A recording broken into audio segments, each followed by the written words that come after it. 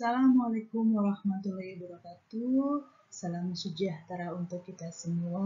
Bertemu kembali dalam video pembelajaran mata kuliah komunikasi bisnis pada program studi administrasi perkantoran.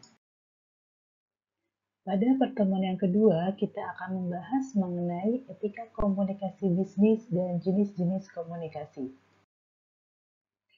Dalam berkomunikasi dengan orang lain, tentunya kita harus memperhatikan etikanya. Salah satu etika dan etiket dalam berkomunikasi adalah kita harus selalu jujur, tidak berbohong kepada orang lain.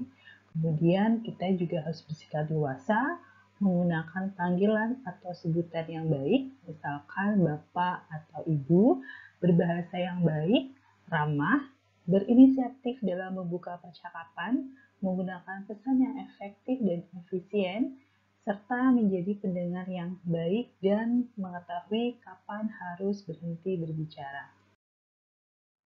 Contoh teknik komunikasi yang baik, pertama ketika kita sedang berbicara dengan orang lain, maka kita harus menatap lawan bicara kita. Yang kedua, mengatur volume suara disesuaikan dengan tempat dan lokasi pada saat berbicara. Yang ketiga, kita harus mampu beradaptasi dan menempatkan diri dengan karakter lawan bicara kita. Yang keempat, menggunakan body language yang sopan serta tidak berlebihan. Yang kelima, kita harus mampu menerima pola pikir dan perbedaan pendapat lawan bicara kita. Nah, kita akan membahas mengenai Corporate Social Responsibility. Apa itu sih CSR itu?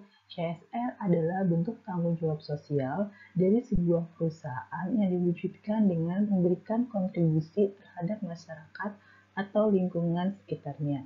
Nah, tujuan CSR ini adalah satu, memberikan kontribusi terhadap pengembangan lingkungan dan masyarakat sekitar.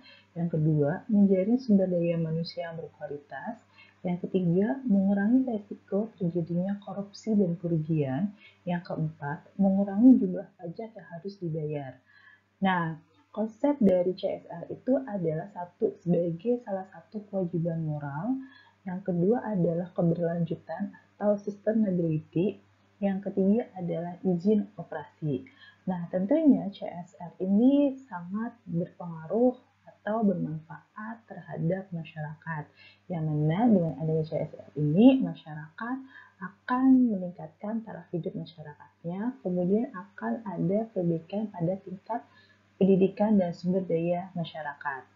Nah, selain manfaat dari masyarakat, CSR juga bermanfaat untuk perusahaan, di mana dengan adanya CSR ini, perusahaan akan memperluas akses terhadap sumber daya dan memperluas akses terhadap pasar.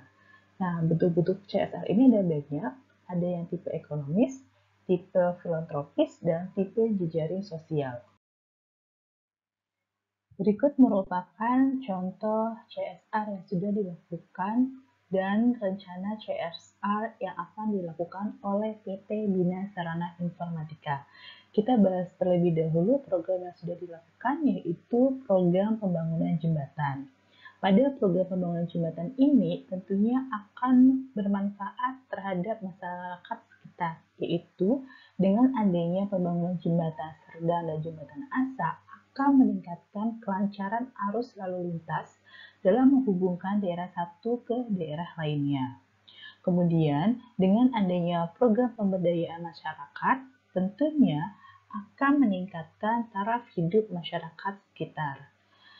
Program atau rencana CSR yang akan dilakukan ada 3 hal. Yang pertama adalah program sarana pendidikan di desa terpencil yang tentunya bermanfaat untuk meningkatkan daya saing anak di desa tersebut untuk menghadapi perkembangan ilmu pengetahuan.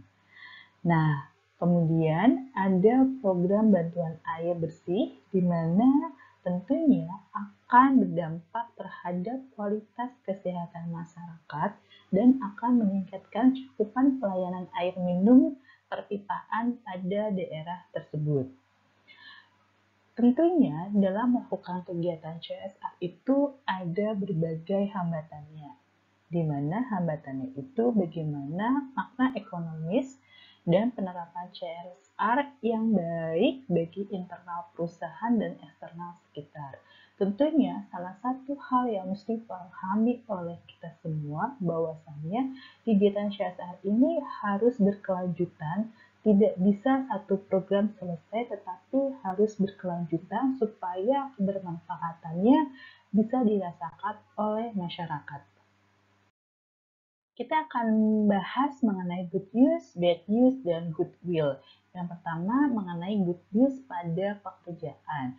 Good news pada pekerjaan ini berkaitan dengan masalah pekerjaan antara lain penerimaan kerja, kenaikan pangkat, jabatan, posisi memperoleh bonus kerja, tunjangan hari raya, kenaikan gaji, pengakuan, atau penghargaan prestasi. Good news tentang produk yaitu berita baik yang berkaitan dengan produk.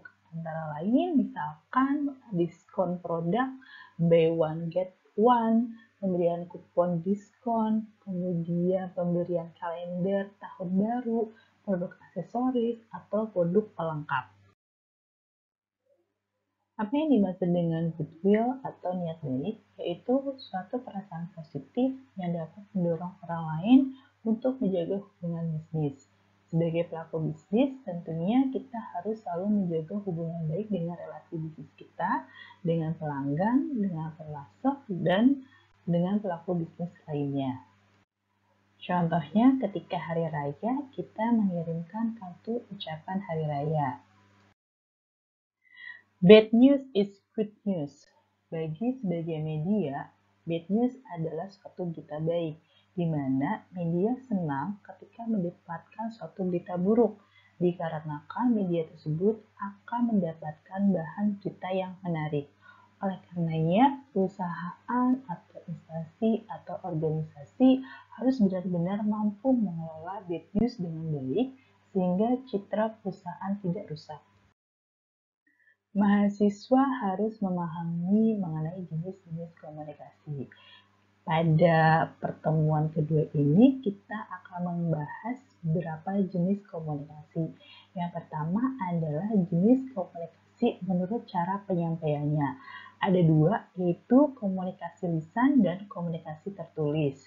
Contoh dari komunikasi lisan adalah rapat atau telekonferensi, percakapan, pidato, dan lain sebagainya.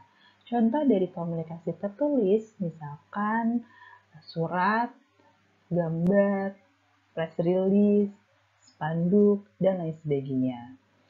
Kemudian yang kedua adalah komunikasi menurut kelangsungannya, yaitu komunikasi langsung yang dilakukan tanpa bantuan campur tangan atau perantara pihak lain ataupun media komunikasi serta tidak dibatasi oleh jarak.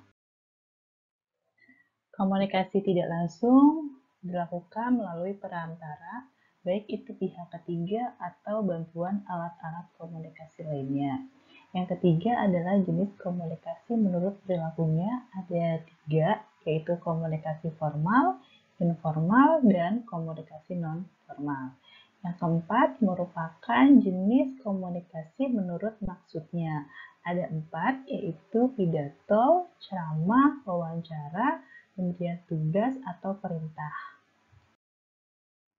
Jenis komunikasi menurut ruang lingkupnya, yang pertama adalah komunikasi internal, merupakan komunikasi yang berlangsung dalam ruang lingkup internal atau lingkungan organisasi atau perusahaan, yang mana komunikasi ini terjadi di antara anggota organisasi atau anggota perusahaan tersebut.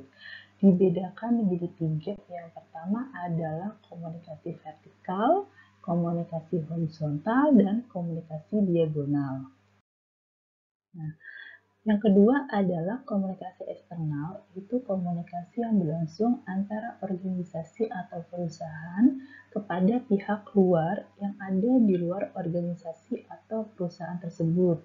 Contohnya misalkan kegiatan pameran, kegiatan publikasi, promosi, konferensi pers, siaran televisi, bakti sosial, pengabdian pada masyarakat, dan lain sebagainya. Jenis komunikasi menurut aliran informasi yang pertama adalah komunikasi satu arah, yaitu komunikasi yang berlangsung dari satu pihak saja. Yang kedua, komunikasi dua arah merupakan komunikasi yang bersifat timbal balik.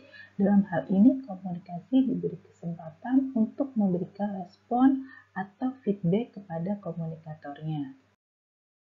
Jenis komunikasi menurut aliran informasi dibedakan menjadi tiga, yaitu komunikasi ke atas, merupakan komunikasi yang terjadi dari bawahan ke atasan.